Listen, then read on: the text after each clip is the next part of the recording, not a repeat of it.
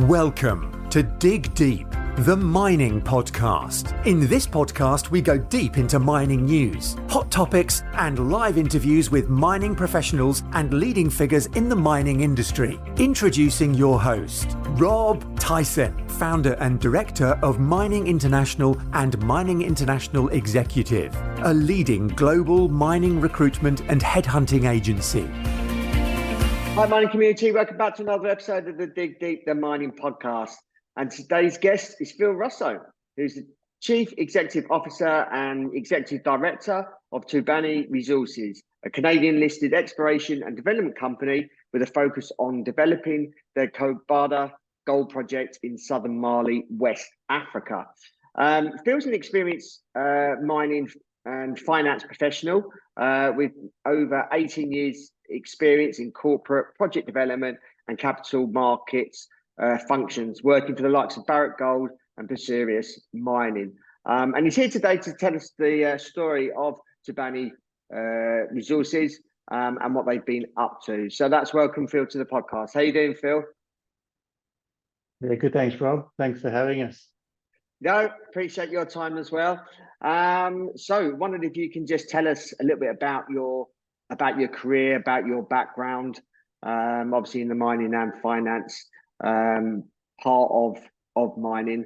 So if you can just tell us a little bit about a snapshot about your career, and then we go into a few questions. Yeah, no problem. I began the career like close to 20 years ago now in Perth, Australia, with Barrick. And then Barrick, after a period here in Australia, I moved to Toronto with Barrick when gold was the last time in the gold cycle, when gold was nudging $1,900 or so, and Barrick was trying to build all these large capex projects all over the world, and so they had a big team in Toronto. So I thought I was going there for only a few years, but I ended up staying there 10 years. And after Barrick there, I moved to an investment bank. And they call that the dark side, if you want to call that in Canada, which is sort of the epicenter, or was the epicenter anyway, for mining and finance. And then about 6 years ago, as your calculus changes, I moved back to Perth, and then I've been on the corporate side since. And that's the job before this was with Perseus, and now I was fortunate to take the helm of Toubani here following its ASX listing November last year. So that's the journey so far. Why don't you just give us a quick snapshot of Toubani Resources?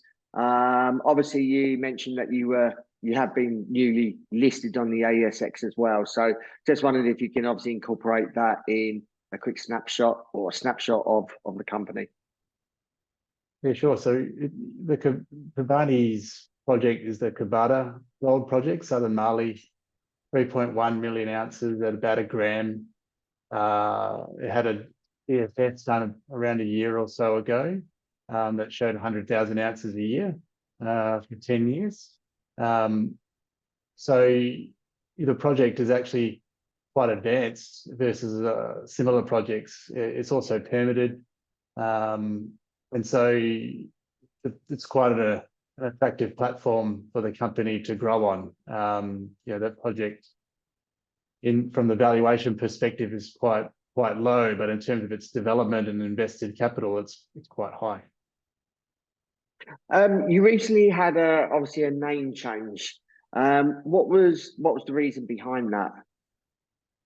Yeah, so this project, it's not the greenfield discovery projects that capture the attention in the market and with all the sexy drill results, and that this project has been slowly percolating along in the background under African Gold Group for some years. But I guess an Australian shareholder here, Nero Resource Fund, saw the opportunity that was happening on the Toronto Exchange, and have been invested for some time now, and I think agitated for this asset to come down to the Australian exchange where it could potentially get a better reception.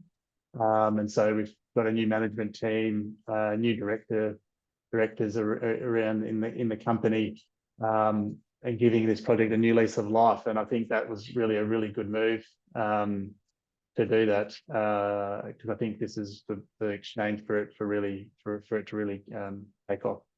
Yeah, obviously, you just mentioned the new management team. Just wondered if you could just tell us a little bit about the management team and I suppose, their backgrounds and expertise.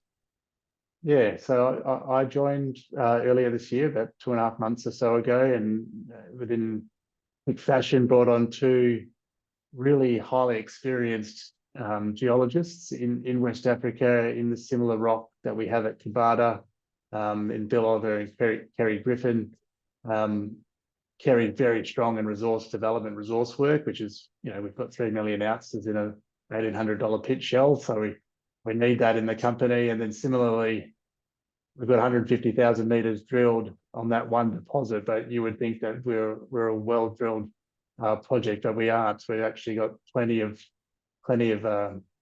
untested shears on this property, and that's where Bill Oliver leads the charge on our exploration program. So we're really fortunate to have these guys in a market where it's hard to get the right guys, but these guys we brought on in quick fashion, and they've been not missing a beat. Why don't you just tell us a little bit more about the Kobada project? Yeah, so like I said, it's 3.1 million ounces it's badged at a gram. There's 150,000 meters have been drilled into it. On today's dollars, that's like 80 to 100 million dollars, Australian dollars, put into the ground here. So we're taking over a project with already a head start. You see projects at similar market caps to us with just no ounces and no investment, but we've got a significant investment and a significant project to build on. What I find really attractive about the project, having joined the company, which I think separates it from the rest of the projects in the field, is the depth of the weathering profile here is quite unique. It's 70 to 100 meters down. And I think if you look at similar oxide projects in West Africa, you'll see that that's 30 to 40 meters is a good oxide depth for those projects. But here you're seeing it 70 to 100, which is a real advantage for the project in terms of cheap mining, cheap processing, cheap capital, in terms of the ultimate outcome of a project here. So that's a real advantage. The other advantage of this project is its insensitivity, if I can call it that, the higher cutoff grades. Because of that oxide profile, we have a 0.35 cutoff grade.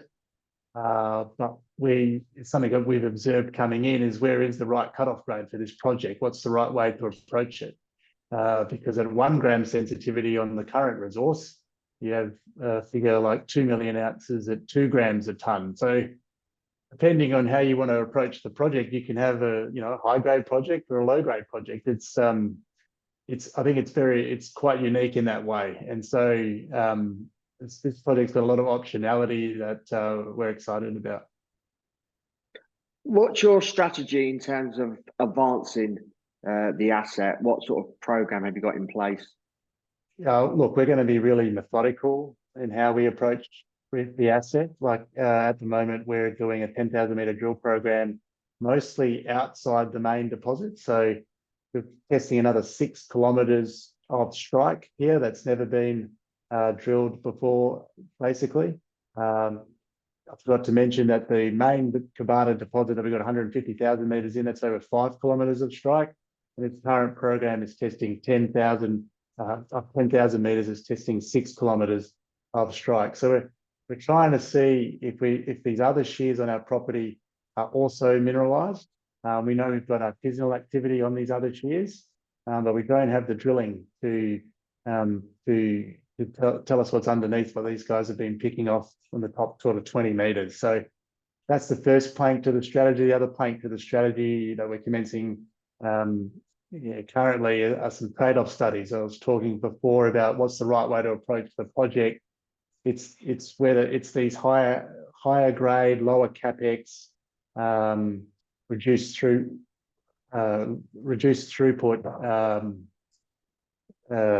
project optionality that we're trying to assess. So we've commenced those studies to see if there's another way to approach this asset to adapt to the market conditions that we face ourselves in. But there is a few ways to skin the cat at Kobada, which is what excites us, and that's the other leg of the strategy at the moment.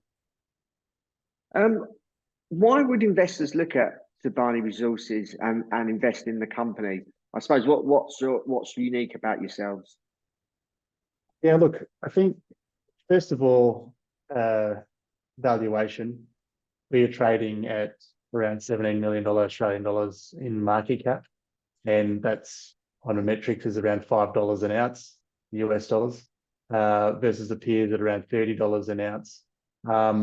So clearly we're not getting value for the ounces. For whatever reason, this asset's been flying under the radar, has been mispriced by the market, and it's a crowded field and we're trying to compete for attention. But first of all, it's valuation. Secondly, it's about creating a project that can ultimately be developed, right? You don't want to invest in a gold project that's going to be an orphan, that can never attract capital, that can never get unlocked or out of the ground. That's not what Kobada is.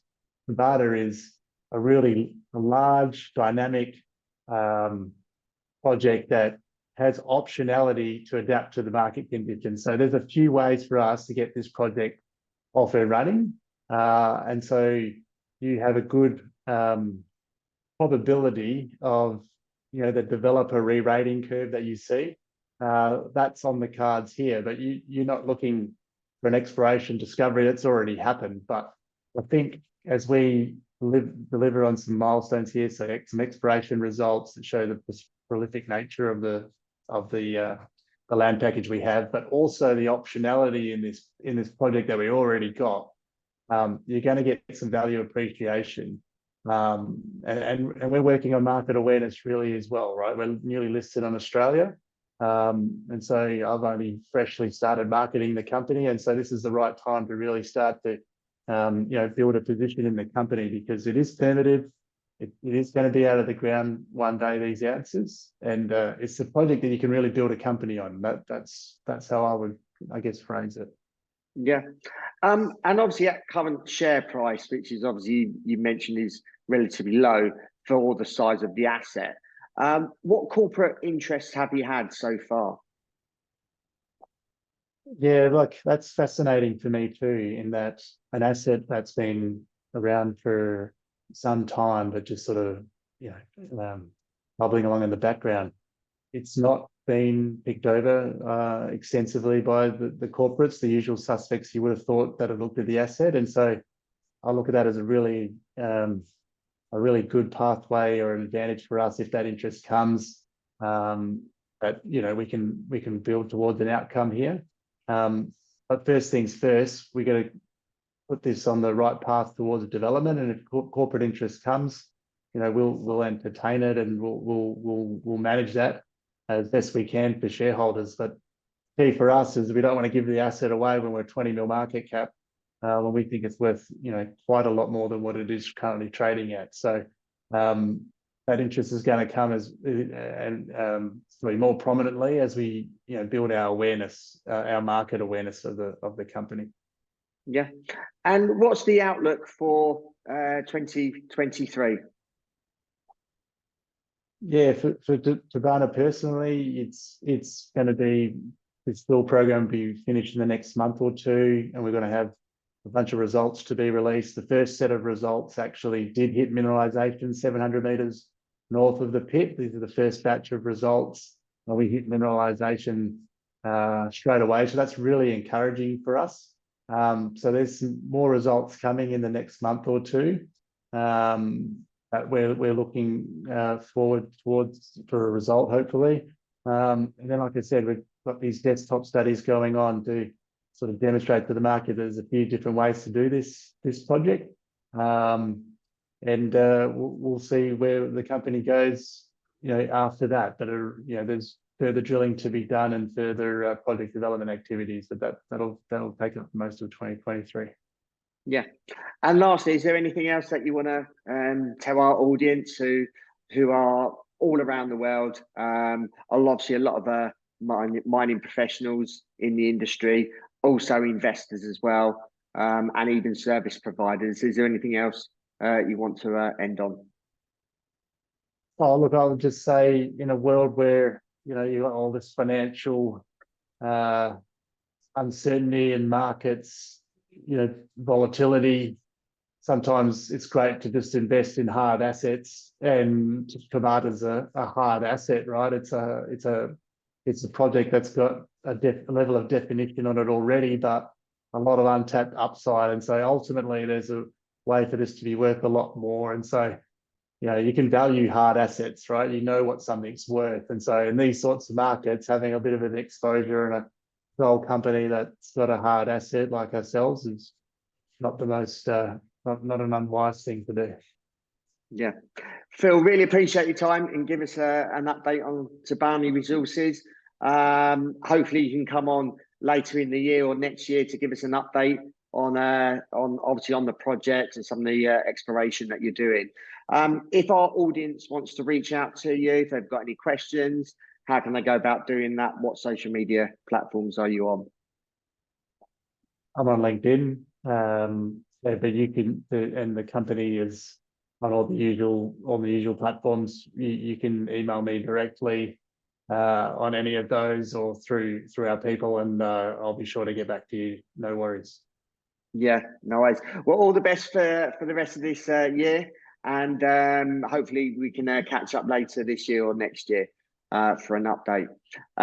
Those that are listening, appreciate your continued support. Please share this episode. Obviously, gold is making big headways in the news at the moment. Just hit 2,000 US, and I'm sure it's going to climb above that. So here's an interesting project that seems obviously undervalued at the moment. So appreciate your continued support. Please keep sharing this this episode and our podcast as well. And until next time, happy mining. Thank you for listening. Remember to reach out to Rob via the show notes, and be sure to subscribe and leave a review. Until next time, happy mining, helping each other to improve the mining industry.